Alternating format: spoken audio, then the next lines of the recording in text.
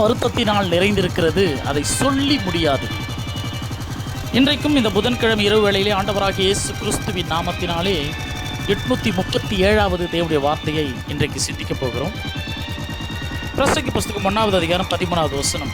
ஞானமாய் விசாரித்து நான் ஆராய்ச்சி செய்து என் மனசெல்லாம் அதுக்கு பிரயோகம் பண்ணி பார்த்தேன்.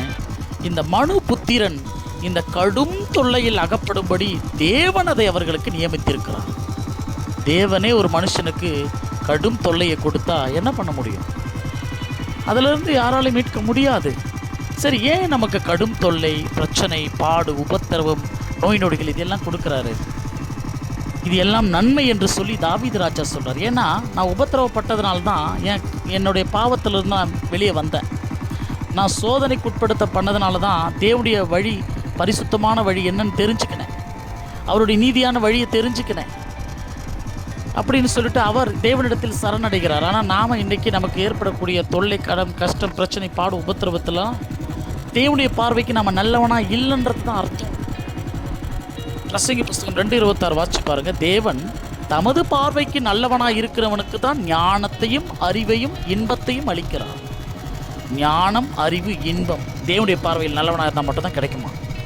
இப்போ தேவனுடைய பார்வையில் நாம் எல்லாம் இன்னும் நல்லவனாக இல்லைன்னு தான் அர்த்தம். ஏதோ ஒரு காரியத்தில் நாம் மனம் திரும்ப வேண்டியது தேவனுடைய பார்வையில் அவசியமாக இருக்கிறது.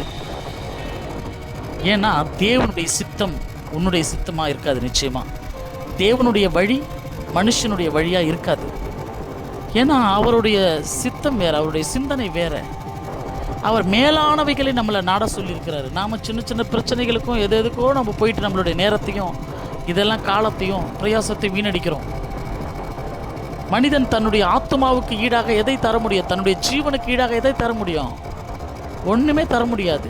விலையேற பெற்ற இப்படிப்பட்ட ஒரு ரட்சிப்பை குறித்து கவலையற்று தான் இந்த உலகத்தில் நம்ம வாழ்ந்து கொண்டு இருக்கிறோம். தேவன் பார்வையில் நல்லவனாக இருக்கணும். ஆபிரகாம் என்பவர் கர்த்தராகிய தேவன் வைத்த மிகப்பெரிய ஒரு சோதனை. 100 வயசில் ஒரு குழந்தையை கொடுத்துட்டு அந்த குழந்தை எனக்காக நீ பலி கொடுன்னு சொல்கிறாரு. ஆபிரகாம் அப்படி கொடுத்தாரு. தேவன் சோதித்த சோதனையில் தேவன் பார்வையில் நல்லவனாய் திகழ்ந்தார். ஈசாக்குக்கு தன்னுடைய அப்பா வச்ச சுதந்திரமாகி அந்த கிணறுகளை எல்லாம் அவன் துறவை தோண்டும் பொழுது எதிரிகள்லாம் வந்து அபகரிச்சுக்கினே இருந்தாங்க. அவனும் விட்டு கொடுத்துட்டு அடுத்தடுத்த இடம் போய்கின்னு இருந்தான். ஒரு இடத்துல பார்த்தீங்கன்னா ரெகோபாத்னு ஒரு பேரை உண்டாச்சு. ஏன்னா இந்த இடத்துக்கு எந்த எதிரியும் உன்னை கிட்ட இருந்து பிடுங்க முடியாது. ஏன்னா தேவன் இதை சுதந்திரமாய் கொடுத்திருக்கிறார். இனிமேல் எதிரிகளை அண்ட விட மாட்டார். யாக்கோபு என்பவர் தேவனுடைய பார்வையில் எப்படி நல்லவன் பேர் பெற்றார்? தன்னுடைய சகோதரனை ஏமாற்றிட்டு போனார்.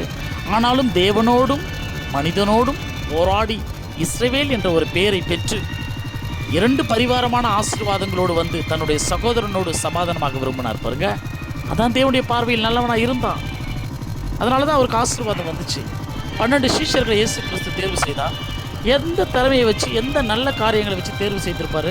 இயேசு கிறிஸ்து கூட்ட பிறகு அவங்கவுங்க செய்திருந்த வேலையும் தொழில்களையும் பொருட்களையும் தூக்கிவிட்டு இயேசு கிறிஸ்து பின்னாடி தூக்கி எரிஞ்சிட்டு வந்தாங்க. தெரியுமா?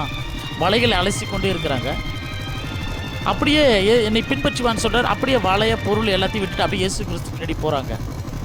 நம்மளாலாம் அது மாதிரிலாம் போட்டுட்டு ஒரு செய்கிற வேலையை விட்டுட்டு ஒரு தொழிலை விட்டுட்டு நம்ம வச்சுருக்கிற பொன் பொருளை வச்சுட்டு தூக்கி போட்டுலாம் போக முடியாது. அந்த மனது இயேசு கிறிஸ்து எதை வேணாலும் சமாளிக்கக்கூடியவர்கள், எதை வேணாலும் இழக்கக்கூடிய மனது படைத்தவர்கள். இயேசு கிறிஸ்துவுக்காக தன்னுடைய ஜீவனையே உயிரையே கொடுத்தவங்க.